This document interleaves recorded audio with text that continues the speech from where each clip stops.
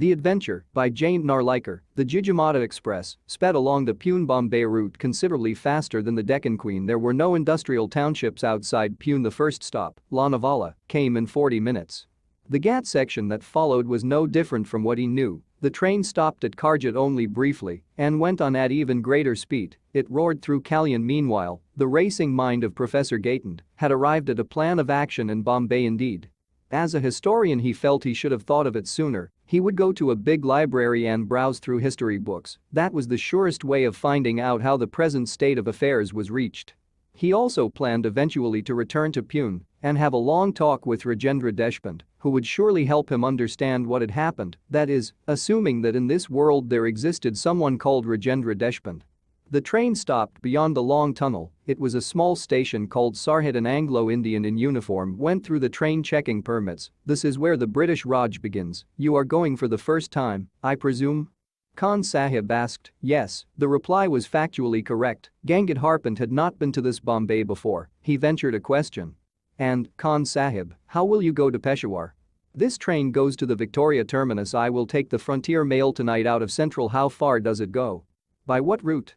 "Bombay to Delhi, then to Lahore and then Peshawar. A long journey. I will reach Peshawar the day after tomorrow." Thereafter, Khan Sahib spoke a lot about his business, and Gangat Harpant was a willing listener, for, in that way, he was able to get some flavor of life in this India that was so different. The train now passed through the suburban rail traffic. The blue carriages carried the letters GBMR on the side, Greater Bombay Metropolitan Railway, explained Khan Sahib.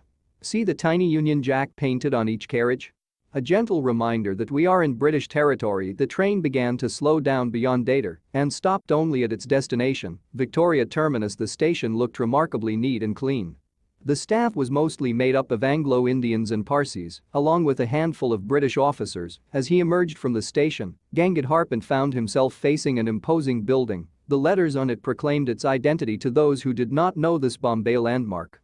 East India House, headquarters of the East India Company. Prepared as he was for many shocks, Professor Gaitan did not expected this. The East India Company had been wound up shortly after the events of 1857, at least, that is what history books said, yet, here it was. Not only alive but flourishing, so, history had taken a different turn, perhaps before 1857, how and when had it happened? He had to find out. As he walked along Hornby Road, as it was called, he found a different set of shops and office buildings. There was no Handloom House building. Instead, there were Boots and Woolworth departmental stores, imposing offices of Lloyds, Barclays and other British banks. As in a typical high street of a town in England, he turned right along Home Street and entered Forbes building. "I wish to meet Mr. Vinay Gaitan, please," he said to the English receptionist. She searched through the telephone list, the staff list and then through the directory of employees of all the branches of the firm. She shook her head and said, "I am afraid I can't find anyone of that name either here or in any of our branches. Are you sure he works here?" This was a blow, not totally unexpected. If he himself were dead in this world, what guarantee had he that his son would be alive? Indeed, he may not even have been born. He thanked the girl politely and came out. It was characteristic of him not to worry about where he would stay. His main concern was to make his way to the library of the Asiatic Society to solve the riddle of history. Grabbing a quick lunch at a restaurant, he made his way to the town hall.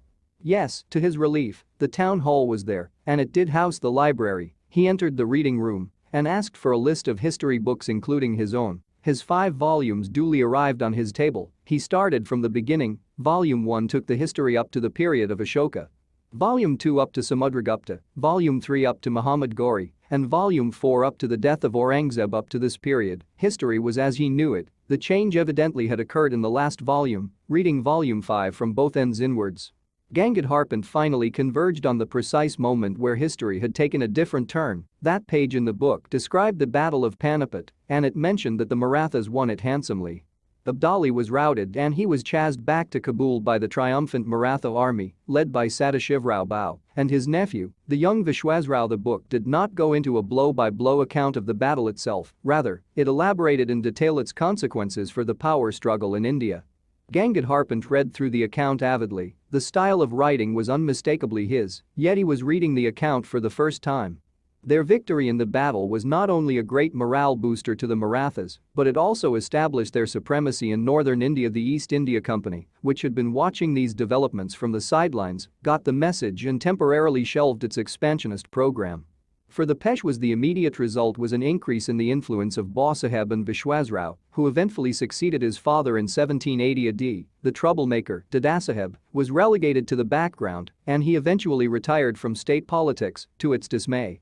The East India Company met its match in the new Maratha ruler, Vishwasrao. He and his brother, Madhavrao, combined political acumen with valor and systematically expanded their influence all over India. The company was reduced to pockets of influence near Bombay, Calcutta and Madras.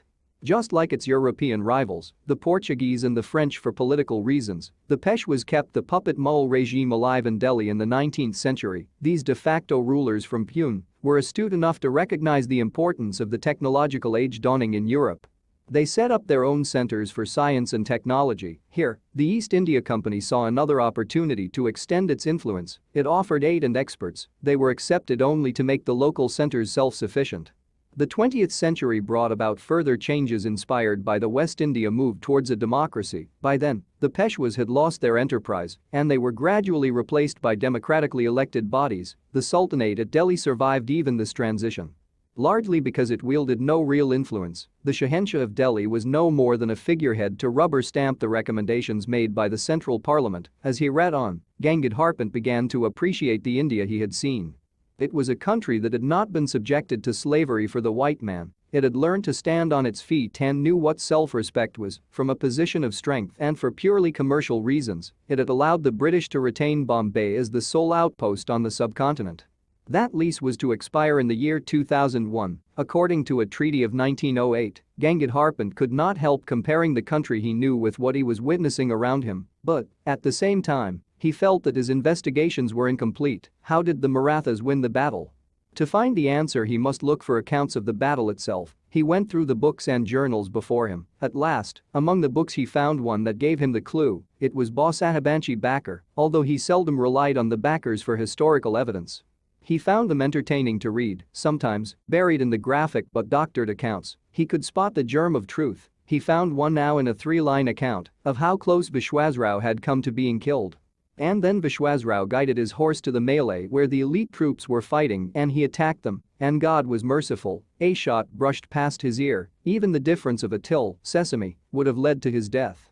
At 8 o'clock, the librarian politely reminded the professor that the library was closing for the day. Gangadhar Harpant emerged from his thoughts. Looking around, he noticed that he was the only reader left in that magnificent hall. "I beg your pardon, sir. May I request you to keep these books here for my use tomorrow morning? By the way, when do you open?"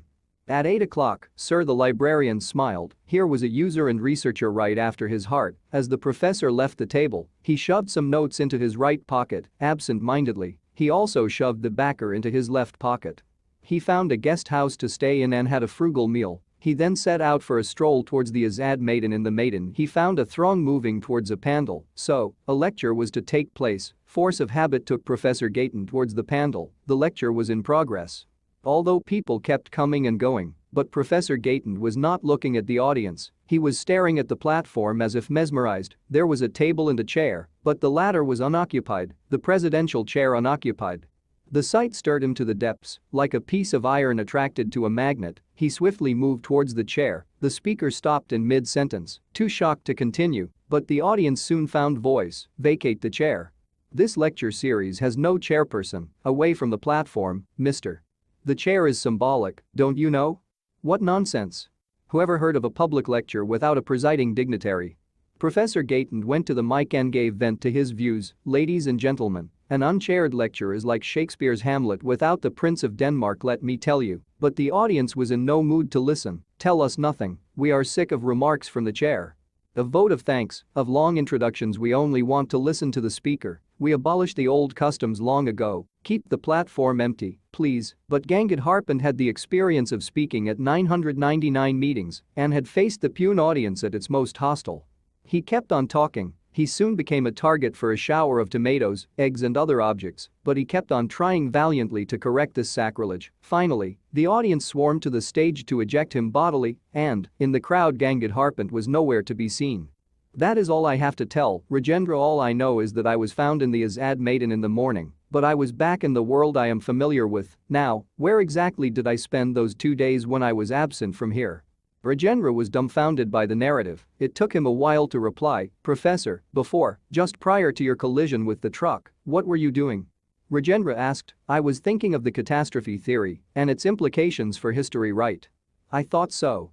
Rajendra smiled, don't smile smugly, in case you think that it was just my mind playing tricks and my imagination running amok. Look at this. And, triumphantly, Professor Gayton produced his vital piece of evidence. A page torn out of a book.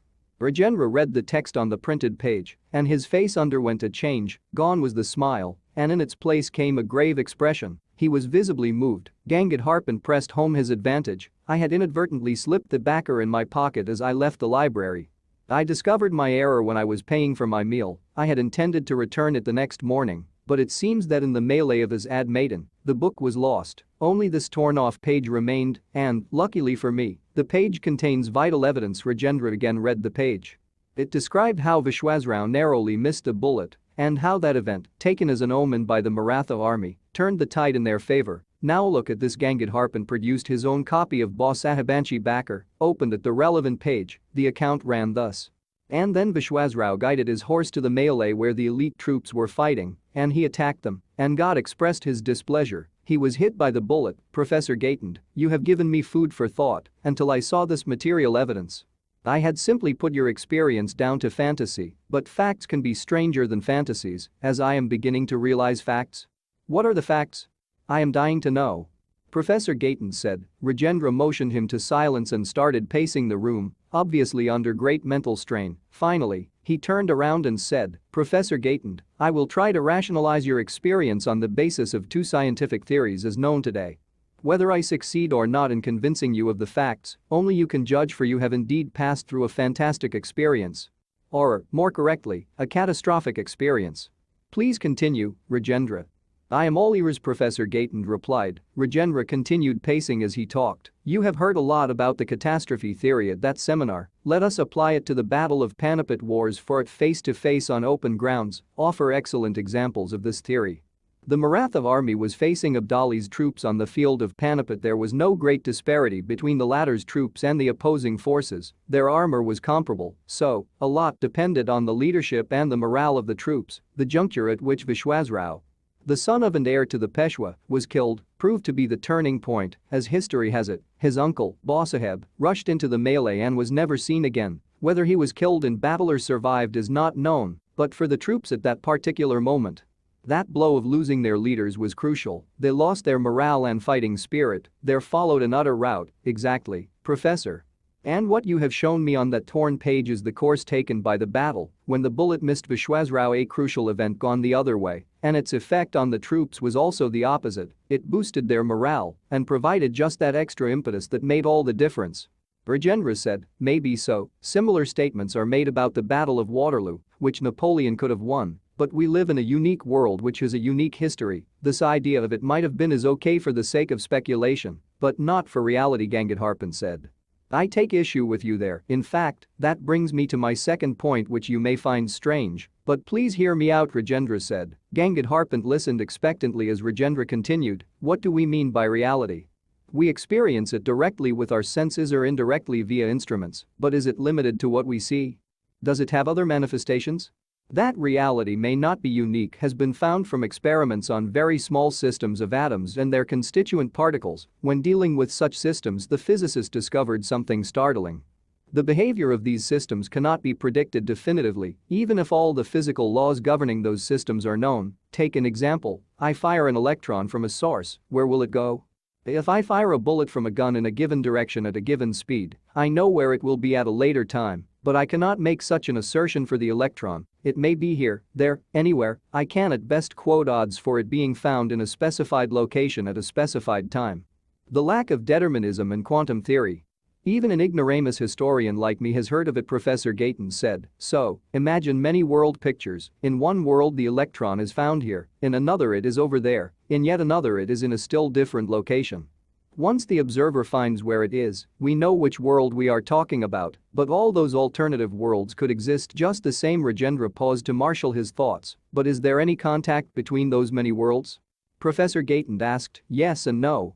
Imagine two worlds, for example, in both an electron is orbiting the nucleus of an atom, like planets around the sun. Gangadharpant interjected, not quite, we know the precise trajectory of the planet, the electron could be orbiting in any of a large number of specified states.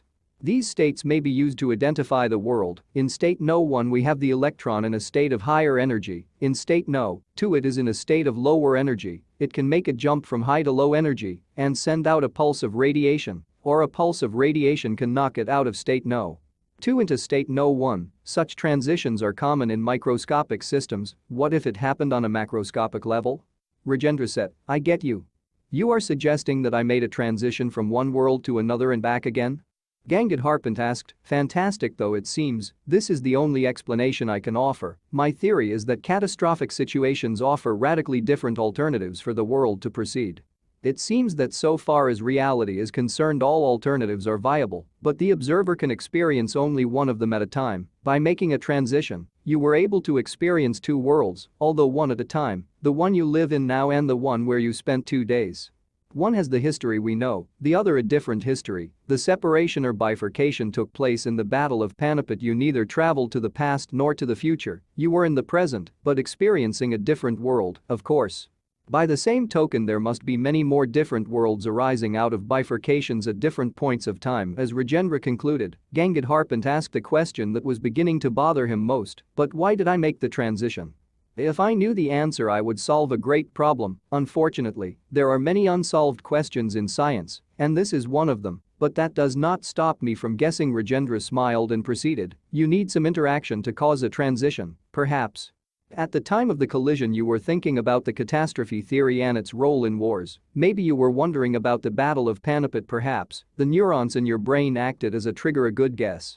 I was indeed wondering what course history would have taken if the result of the battle had gone the other way. Professor Gaitan said, that was going to be the topic of my 1000th presidential address. Now you are in the happy position of recounting your real-life experience rather than just speculating. Rajendra laughed, but Gangadharpant was grave. No, Rajendra, my 1000th address was made on the Azad Maidan when I was so rudely interrupted. No. The Professor Gaitan, who disappeared while defending his chair on the platform, will now never be seen presiding at another meeting. I have conveyed my regrets to the organizers of the Panipat seminar. Don't leave without giving a like to this video. And please subscribe to my channel to support my work. As always, thanks for watching. Bye bye.